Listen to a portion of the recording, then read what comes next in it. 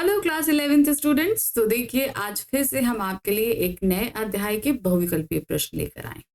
ये बहुविकल्पीय प्रश्न आपको काफी हद तक आपके एग्जाम्स के क्वेश्चन प्रिपेयर करने में हेल्प करने वाला है। किस तरीके से क्वेश्चंस आ रहे हैं, क्या क्या पूछा जा रहा है, ये सभी कुछ आपको बताया जाएगा। ठीक है, तो आज हम लेकर आए हैं जो वीडियो, ये क्लास 11th हिंदी इलेक्टिव के स्टूडेंट्स के लिए है, जिनकी बुक है अंतरा भाग 1। ये एक ऐसी बुक है जिससे सिर्फ और सिर्फ आपके जो है मल्टीपल चॉइस क्वेश्चंस इसी से आएंगे, ध्यान रखना। कोई और बुक से आने नहीं। वैसे तो आपके पास 3 बुक्स हैं, 3 बुक में सिर्फ अंतरा बुक से ही आपके पास बहुविकल्पीय प्रश्न आएंगे। अब इसमें काव्यखंड का जो पहला अध्याय है उसे हम आपको पढ़ा चुके हैं, जो कबीरदास जी का द्वारा लिखित था।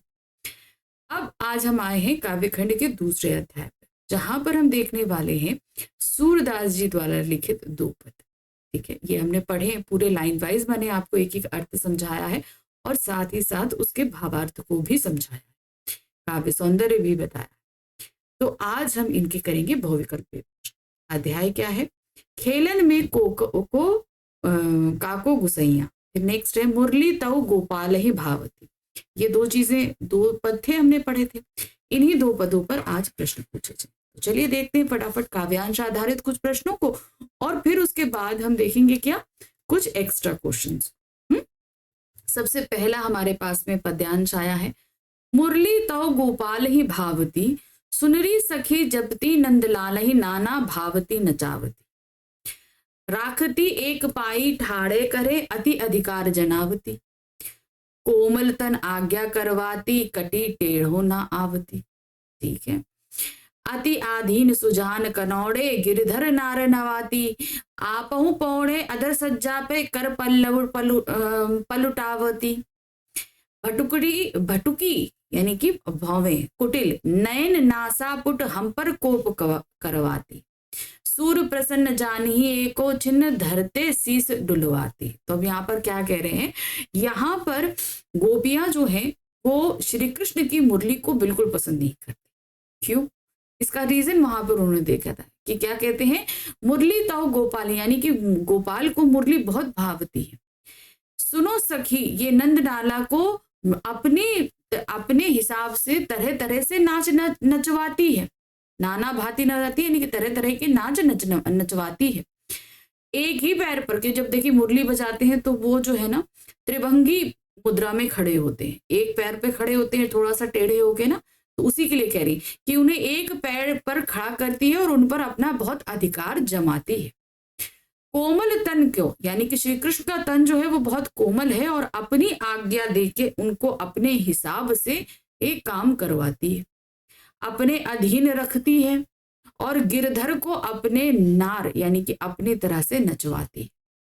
आपन पौड़ी अधर श्रद्धा पर, यानी क्या है, वो होठों रूपी जो बिस्तर होता है उस पर लेटी रहती है और उनसे पैर दबवाती है। मुरली को क्या करती है, मुरली ऐसे होठों पे पड़ी रहती है और ऐसे ऐसे करके बजाते हैं, तो क्या मतलब पैर दबा रही, मुरली के पैर दबवाती है श्री कृष्ण से।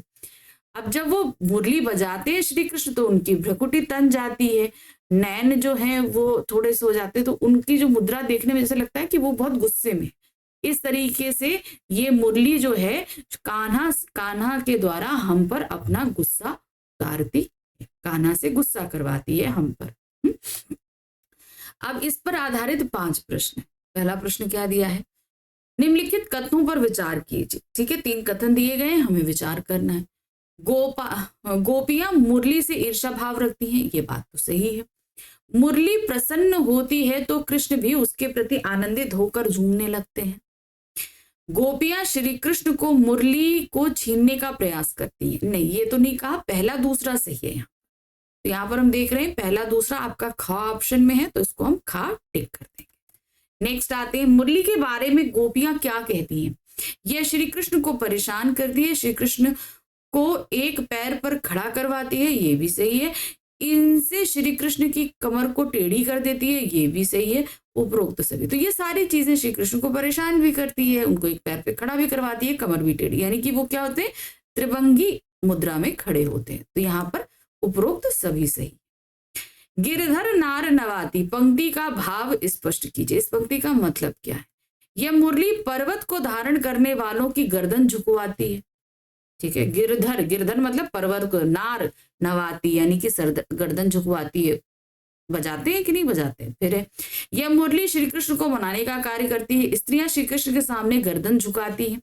गोपियां कृष्ण को मुरली छोड़ने के लिए कहती नहीं। तो क्या गिरधर नार नवाती यानी गिरधन यानी कि पर्वत को उठाने वाले, वो मुरली इनसे अपने आगे गर्दन झुकवा लेती है। तो यहाँ पर का ऑप्शन से।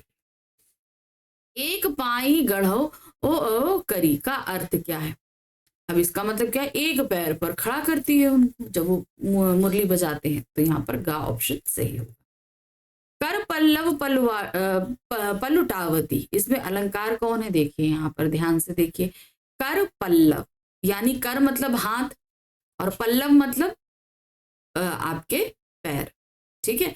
तो यहाँ पर अपने हाथ से पल्लव मतलब पत्ता, तो यहाँ पर अपने हाथ यानी पत्तों जैसे कोमल हाथों से पैर दबवाती है। तो यहाँ पर क्या है? कर मतलब हाथ और पल्लव मतलब पत्ते, ठीक है। इन दोनों को सिमिलर कर दिया गया, हाथ और पत्ता, ठीक है। तो हाथ इतने कोमल है जैसे कि पत्ता, ये चीज बताई गई है और सिमिलैरिटी बताते बताते दोनों को एक ही समान कर दिया गया है। तो यहाँ पर कौन सा अलंकार है? रूपक अलंकार होगा, क्योंकि कर और पल्लव, कर पल्लव जो है वो इसमें रूपक अलंकार। नेक्स्ट आते हैं दूसरा पद। दो ही तो पद है हमारे पास में इस पाठ में। दूसरा पद क्या है? खेलन में को काको गुसैया, हरि हारे जीते श्रीदामा, बरबस ही करत रसैया, जाति पाति हम ते बड़ नाही, नाही बसत तुम्हारी छैया, अति अधिकार जनावते याते जाते अधिक तुम्हरे गैया, रूठे करे तासों को खेल रहे बैठी जहते गैया, सूरदास प्रभु खेलियो चाहत, दांव दिए करी नंद दुहिया। तो अब यहाँ पर क्या कह रहे हैं? यहाँ पर जो है खेल रहे थे भाई सारे ग्वाल बाल और श्री कृष्ण हार जाते हैं और श्रीदामा जीत जाते हैं। और फिर क्या होता है? अब श्री कृष्ण हार गए तो वो गुस्सा हो जाते हैं।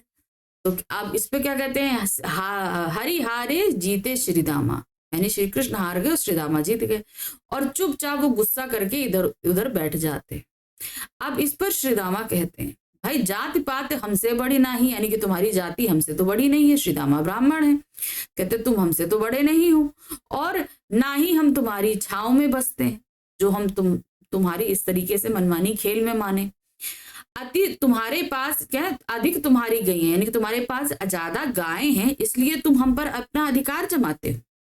अब इस तरीके से श्रीदामा बोल रहे हैं कि भाई तुम तो हारे हो तो अपनी हार स्वीकार करो, तुम उसमें रूठ क्यों रहे? श्री कृष्ण से वो कह रहे हैं। तो उसका रीजन बता रहे हैं कि भाई हम क्यों तुम्हारी इस गलत बात को स्वीकार करें। अब ये खेल इस तरीके से रुक जाता है और जितने भी ग्वाल बाल हैं सब इधर उधर जो है बैठ जाते हैं। अब उसके बाद क्या है? श्री कृष्ण खेलना चाहते हैं, मगर अब खेल हो भी नहीं रहा है, क्योंकि उसे फिर क्या है? दाऊ देते हैं और नंद बाबा की 100 देकर दुहाई देकर कहते हैं कि ठीक है अब मैं ऐसा नहीं करूंगा और चलो हम लोग खेलते हैं, ठीक है। अब इस पर प्रश्न देखिए क्या है। पहला प्रश्न है कथन और कारण आधारित है। कथन क्या है? बाल कृष्ण ग्वालों पर क्रोध करते हैं, ठीक है, ये बात तो सही, क्रोध तो किया। खेल में ग्वाल बाल कृष्ण के साथ बेईमानी करते हैं, नहीं, श्री कृष्ण हार गए इसलिए गुस्सा कर रहे हैं। तो कारण तो सही है लेकिन कथन गलत है ना। तो कथन ए सही है लेकिन कारण आर इसकी गलत व्याख्या करता है। तो नंबर 4 सही है। बाल कृष्ण से खेल में कौन जीत गया था? श्रीदामा जीत गए थे, है ना। तो सही क्या है? श्रीदामा, यानी कि सुदामा जीत गए थे। ना ही बसत तुम्हारी छैया से सूरदास जी का क्या तात्पर्य है? मतलब ना ही हम तुम्हारे बनाए किसी आश्रम में रहते हैं या आश्रय में रहते हैं, ठीक है। हम तुम्हारे आश्रम में नहीं रहते, हम तुम्हारे घर के पास नहीं रहते, हम तुम्हारी वृक्षों की छांव में नहीं रहते, हम तुमसे बड़े नहीं। तो सही क्या है? तुम्हारे चाहिए, यानी कि हम तुम्हारे बनाए आश्रम में नहीं रहते। खेल में बेईमानी ना करने के लिए बाल कृष्ण ने क्या किया कि वो अब आगे से बेईमानी नहीं करेंगे, इसके लिए उन्होंने क्या किया? उन्होंने नंद बाबा की सौगंध खाई, है ना। तो सही क्या है यहाँ पर? गा ऑप्शन, नंद बाबा की सौगंध खाई। प्रस्तुत पद्यांश में सूरदास जी ने क्या संदेश देने का प्रयास किया है? अब वो क्या संदेश दे रहे हैं, चलिए देखते हैं। समानता का अधिकार बताने का प्रयास किया जा रहा है। खेलते हुए कभी भी आपस में लड़ाई झगड़ा नहीं करना चाहिए, ये बताया जा रहा है। श्रीदामा जैसे मित्र बनाने चाहिए या खेल में बेईमानी नहीं करनी चाहिए। तो क्या चीज उन्होंने बोला, समानता का अधिकार बताने का प्रयास किया कि सभी बराबर होते हैं। चलिए, अब 2 पद थे, दोनों पद पे हमने जो है काव्यांश आधारित प्रश्न देख लिए। अब इन्हीं दोनों पर हम कुछ प्रश्न और एक्स्ट्रा ला रहे, भाई 2 ही 2 पद है, तो इस तरीके से दोनों पदों पर आधारित अब हम कुछ प्रश्न लेकर आ रहे हैं। देखिए क्या है, प्रस्तुत पद के आधार पर निम्नलिखित में से असत्य कथन छाटिए। ठीक है, अब जो प्रस्तुत पद यानी कि दोनों पदों को मिलाकर जो असत्य है वो हमें छाटना है। खेल कूद में कोई किसी का स्वामी नहीं होता, ये बात तो कही गई थी। ठीक है, खेल कूद में सब समान होते हैं, ये भी सही है। खेल कूद में अमीरी गरीबी देखी जाती, नहीं, खेल कूद में अमीरी गरीबी नहीं देखी जाती, तो ये तो गलत है कथन, है ना। खेल कूद में कोई जाति पाति का भेदभाव नहीं होता, ये भी सही है। तो यहाँ पर जो गलत कथन है वो है आपका गा। खेल में कौन हार जाता है और कौन जीत जाता है, तो कौन हार गया, कौन हारे जाते हैं, श्री कृष्ण हार जाते हैं और श्री दामा जीत जाते हैं, है ना।